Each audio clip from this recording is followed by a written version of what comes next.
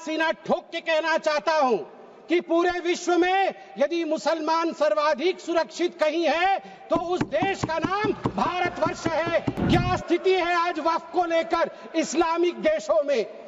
क्या वक्फ property Islamic देशों में है? मैं इस्लामिक देशों का नाम पढ़ूंगा जहां वक्फ का वजूद नहीं है। तुर्की में नहीं है, लीबिया में नहीं है, इजिप्ट में नहीं है, सूडान में नहीं है, लेबनान में नहीं है, सीरिया में नहीं है, जॉर्डन में नहीं है, तुनीसिया में नहीं है, इराक में नहीं है। भारतवर्ष में वक्फ बोर्ड है।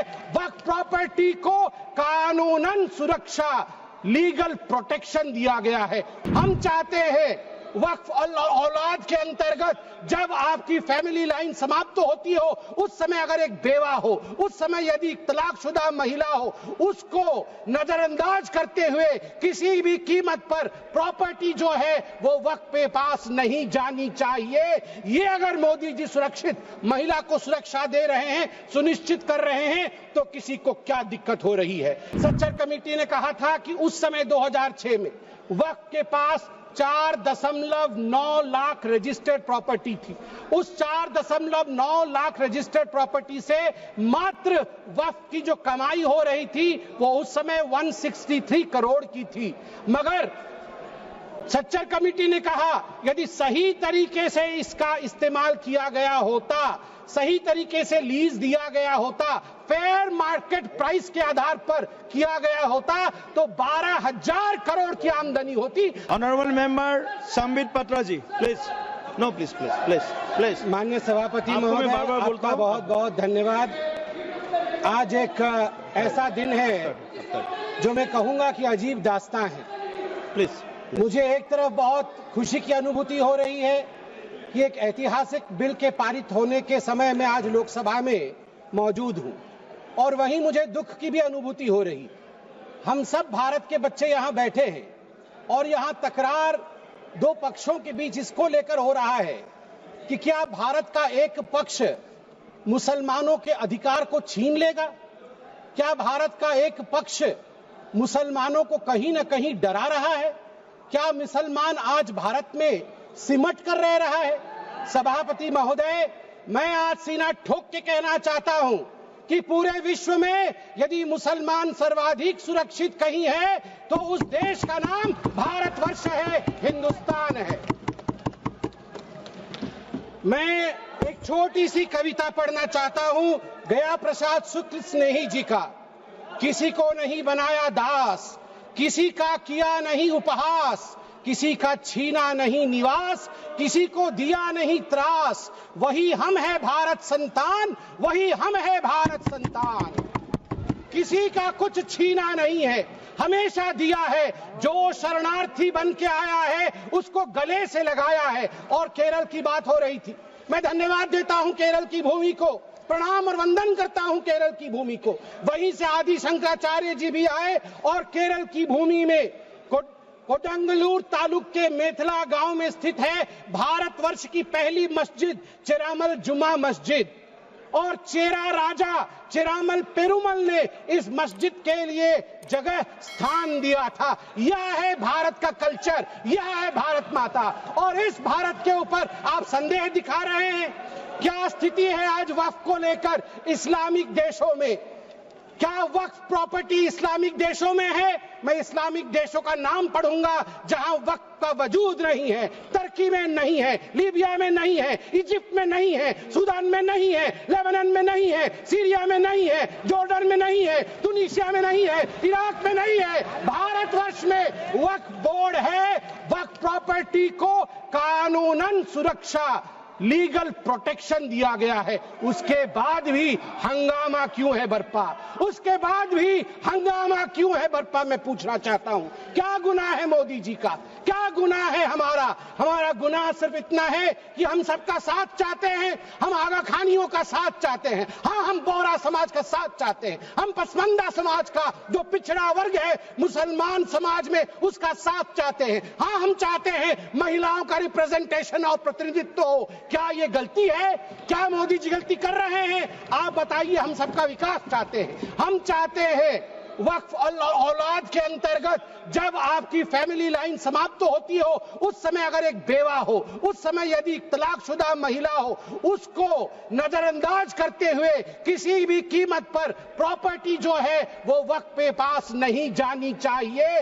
ये अगर मोदी जी सुरक्षित महिला को सुरक्षा दे रहे हैं, सुनिश्चित कर रहे हैं, तो किसी को क्या दिक्कत हो रही है। मैं यहां कहना चाहता हूं, जहां तक दान, क्योंकि वक्फ का मतलब दान होता है और हर धर्म में, मेरी बहन अभी सिख धर्म के विषय में बता रही थी, मंत्री जी भी सिख धर्म के विषय में बता रहे थे, सेवा और दान, इसके आधार पर सिर्फ धर्म आज देश का विदेश में जाना जाता है। हिंदू धर्म, ईसाई धर्म, सब में दान का महत्व है। आदि शंकर ने आज से हजारों वर्ष, केरल के लोग भी सुन रहे हैं, मैं कहना चाहता हूं, भज गोविंदम में दान के लिए क्या कहा था?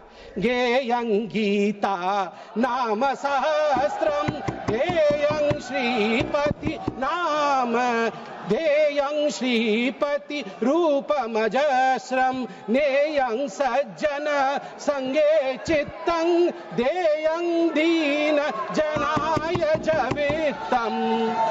दीन जनों को, गरीबों को वित्त दान करो, ईश्वर मिलेंगे। भगवान का नाम लो, गीता का ध्यान करो, ईश्वर मिलेंगे। और वही इस्लाम में भी ज़कात, सदका और सदके जरिए के नाम से जिक्र किया गया है।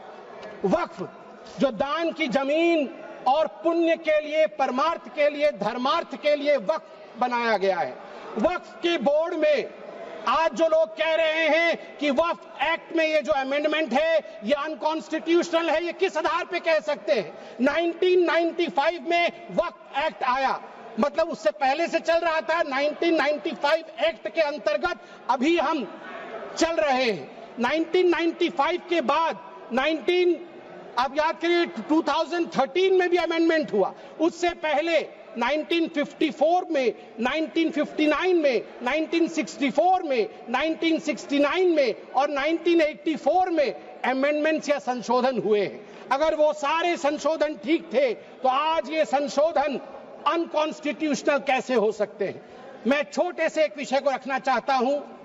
आज आप देखिए, सच्चर कमेटी ने 2006 के अपने रिपोर्ट में कहा था, सच्चर कमेटी ने कहा था कि उस समय 2006 में वक्फ के पास 4.9 लाख रजिस्टर्ड प्रॉपर्टी थी। उस 4.9 लाख रजिस्टर्ड प्रॉपर्टी से मात्र वक्फ की जो कमाई हो रही थी वो उस समय 163 करोड़ की थी। मगर सच्चर कमेटी ने कहा यदि सही तरीके से इसका इस्तेमाल किया गया होता, सही तरीके से लीज दिया गया होता, फेयर मार्केट प्राइस के आधार पर किया गया होता, तो 12,000 करोड़ की आमदनी होती, 12,000 करोड़ की, 10% का रिटर्न मिलता। आपको जान के आश्चर्य होगा, ये 4.9 लाख रजिस्टर्ड प्रॉपर्टी बढ़ करके हमारे समय 8.72 लाख रजिस्टर्ड प्रॉपर्टी बनी। मतलब 20,000 करोड़ से 25,000 करोड़ तक की आमदनी होनी चाहिए, मगर आमदनी हुई कितनी? 2019 से 2021 के बीच में 166 करोड़ और 2025 में आपको जान के आश्चर्य होगा, अभी माननीय गृह मंत्री जी ने बताया लीज रिकॉर्ड 0 और आमदनी 9.92 करोड़ रुपए मात्र। उस समय 2006 में 162 करोड़ और जब ये डिबेट हो रहा है तो 9.92 करोड़। प्रॉपर्टी डबल हो गई मगर पैसे घट गए। कहां गए वो पैसे, किसके जेब में गए वो पैसे? यदि ये पारदर्शिता। वैसे सभापति महोदय, मुझे एक बात में संशय है, मुझे लगता है उत्तर प्रतिपक्ष वाले ही दे पाएंगे। आज बड़ी चर्चा हुई है, आज चर्चा में कहा गया कि सबसे ज्यादा जमीन 3 ऐसे शख्सियत है उनके पास है, रेलवे के पास, आर्मी के पास, वो देश की जमीन है, और उसके पास वक्फ बोर्ड की जमीन है। मगर मुझे इसमें संशय है, मुझे लगता है तीसरे नंबर की जमीन तो किसी परिवार के बोर्ड के पास है। अगर सही से देखा जाए, आप ध्यान से देखिए, एक परिवार का बोर्ड है, अरे है एक परिवार का बोर्ड, उसके पास हो सकता है इससे अधिक जमीन निकले। सभापति महोदय, घंटी तो उनकी बजनी चाहिए, आप हमारी मत बजाइए। सभापति महोदय, मैं आपको आप अरे मैं किस परिवार के बारे में बोल रहा हूं, आप क्यों विचलित हो रहे हैं? वो उधर हैं अब आप चिंता मत करें, उधर हैं, आपको नहीं। हाँ उधर आप भी जानते हैं किधर हैं, उधर हैं। चलिए आप वक्त पे आइए। देखिए जो ये संशोधन हुए हैं इसमें एक बहुत महत्वपूर्ण प्रावधान है कि लंबे पेंडिंग लिटिगेशंस ये नहीं होने चाहिए।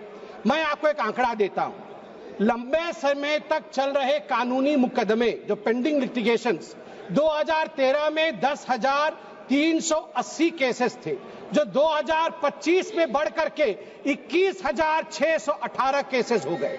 अनाधिकृत घुसपैठ एनक्रोचमेंट, ये सुनिएगा सभापति महोदय और सभी सदस्यों को कहूंगा, वंशी पोर्टल में टोटल एनक्रोचमेंट के केस 58,890 है। इसमें से लगभग 31,999 पेंडिंग एनक्रोचमेंट है, जिसमें 9,000 मुस्लिम पार्टीज है, अर्थात मुसलमानों के जमीन पर भी अधिग्रहण का काम वक्फ बोर्ड ने किया है। इसलिए जो ये बिल के बारे में आज हम चर्चा कर रहे हैं, मुसलमान भी पीड़ित है, इसलिए बिल से संरक्षण मुसलमान को भी मिलेगा और पूरे हिंदुस्तान के सभी कौम को मिलेगा। मैं अंत में इतना ही कहना चाहता हूं कि सेक्शन 40 को लेकर आज जो कहा गया, मैं बस 30 सेकंड में समाप्त करूंगा। सेक्शन 40 को लेकर आज यहां बहुत चर्चा हुई। ये जो तर्कहीन शक्ति, इर्रेशनल पावर दिया गया था वक्फ बोर्ड को, खुद ही इंक्वायरी करते थे और खुद ही जमीन को वक्फ में डिक्लेयर करते थे। आज देश में 515 ऐसी प्रॉपर्टी है, उसी का शहर, वही मुद्दई, वही मुंसिफ। हमें यकीन था हमारा कसूर निकलेगा। उसी का शहर, मतलब एरिया खुद ढूंढ लेंगे, वही मुद्दई, वही जाके इंक्वायरी कर लेंगे, वही मुंसिफ, वही जजमेंट भी दे देंगे। हमें यकीन था, जिसकी जमीन थी, हमें यकीन था हमारा कसूर जरूर निकलेगा। मगर सभापति महोदय, मैं धन्यवाद देना चाहूंगा आदरणीय प्रधानमंत्री श्री नरेंद्र मोदी जी का, हमारे माननीय गृह मंत्री जी का, किरण रिजिजू जी का, कि इन्होंने इस प्रकार के एक प्रावधान को यहाँ प्रस्तुत किया है जिससे देश में हम सब सुरक्षित रह सके। धन्यवाद।